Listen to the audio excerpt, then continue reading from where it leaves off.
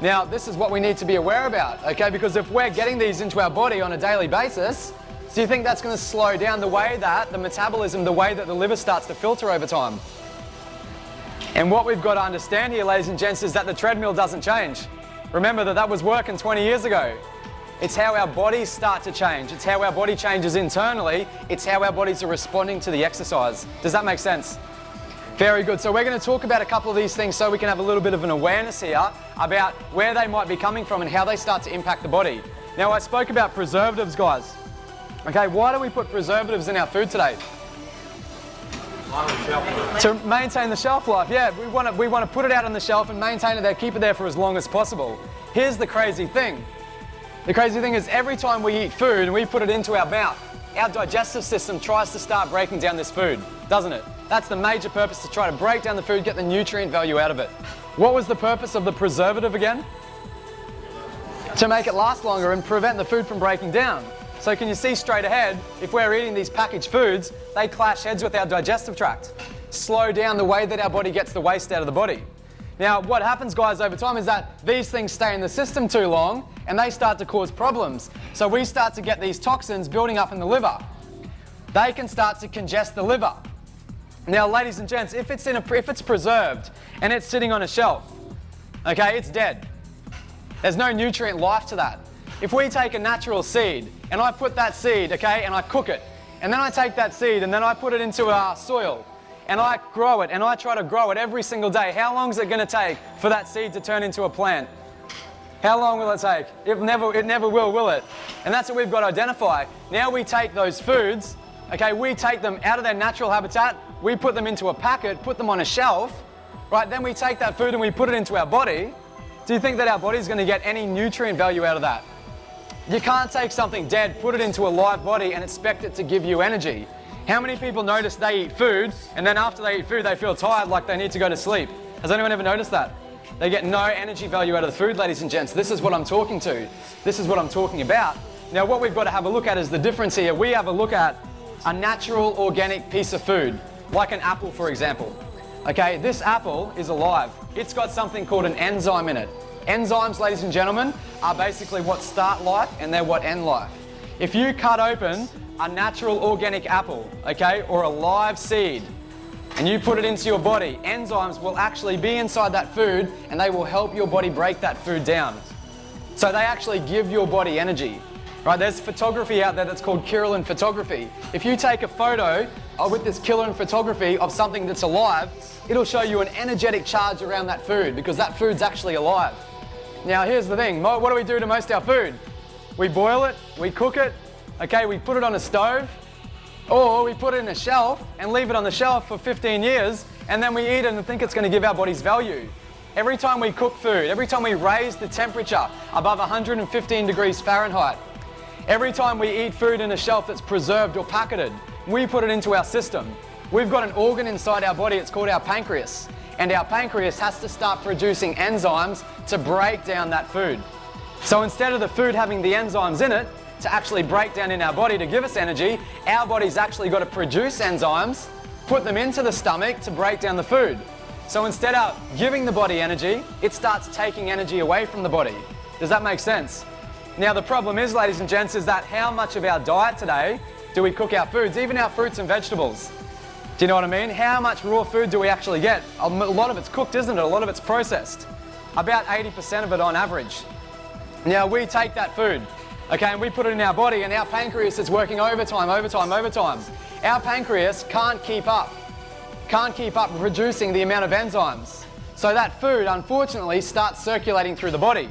It starts being undigested and it circulates through our system and it circulates through our lymphatic system. And our lymphatic system, ladies and gentlemen, is a drainage system inside our body. Who knows what the lymphatic system is? Who's heard of it? Who doesn't know what it is? Ladies and gents, it's a bunch of pipes and hoses that circulate through our body. Now it's a thick fluid and it's basically helping to remove and eliminate all the waste out of the cells, okay, and filter it out of the body. And a lot of the lymphatic system filters this waste back to our liver. And our liver is designed to break it down, eliminate it and take it out of the system. Unfortunately, a lot of times, the liver can start to get too congested because of our lifestyles over a period of years. And this is pretty prominent to see today because we'll see a lot of people with liver diseases, enzyme imbalances, fatty livers. Does anyone know anyone with a fatty liver? Look at all the hands go up, guys. Okay, it's very common to see. I've got a friend in Australia, 25 years old, never drank an ounce of alcohol. At 25 years old, he had cirrhosis of the liver. Can you believe that? It's insane, isn't it? Now we have a think about this. We have a look at undigested fats that our body can't break down, coming from the meats that are circulating through the body. Okay, they'll circulate through the system and end up in the liver, and we'll start to get fatty deposit buildups inside our liver. Okay, very, very easy to happen when we think about the amount of processed meats that we cook, amount of processed meats that we eat on a daily basis. Over time, guys, this starts to build up in the system. Okay, this can cause damage to the liver. It can lead to something called liver toxemia. Now, I want you to put your hand underneath your right rib cage for me, right here. This is where our liver sits in our body. Now, ladies and gents, it's a big organ. If at any time in your life you're laying down and you can start to feel a bit of a throbbing feeling here, a bit of an ache, okay, it'll switch on in your life, it'll switch off. You might touch it, it's a little bit sore, it's a little bit tender. That's straight away a physical symptom that the liver's undergoing a little bit of toxicity. You might notice it if you have a big night out drinking the next morning, yeah? Has anyone ever felt that before? I definitely have. And that's an indication this has started to happen, okay? Over time, guys, we do this too many times, it builds up, it can lead to damage to the liver, and that can take us to the state of cirrhosis. Now, very, very unhealthy state to be in, because you get the body to that state, it's already too late. So your body has a great ability to preserve you, and it's going to prevent these toxins from building up in the liver. So the lymphatic system stops sending all of this toxic load to the liver, and what starts to happen is it starts to congest up in our lymphatic system. Now think about our lymphatic system like a bucket. So when we're young, the lymphatic system very, very clean, functioning very, very well. Okay, the liver hasn't been exposed to as many toxins, so you get away with murder when you're younger. Has anyone got kids in the room? You'll know, yeah? They eat what they want in their teenagers, don't they? Party like rock stars, and they don't gain a lot of weight. Okay, ladies and gents, that's because they're a lot more active when they're younger as well. Our lymphatic system doesn't have a pump. So that's why exercise is very, very important, not only for the cardiovascular and fat burning, but also for the circulation of the lymphatic system. So I'm going to show you a nice little exercise that you can do to stimulate your lymphatic system on a daily basis when you're sitting down at the office desk. So everyone stand up onto their feet for me. Show you a nice little move. It's called rebounding, okay? And you can do it on a trampoline or you can do it standing in a normal spot.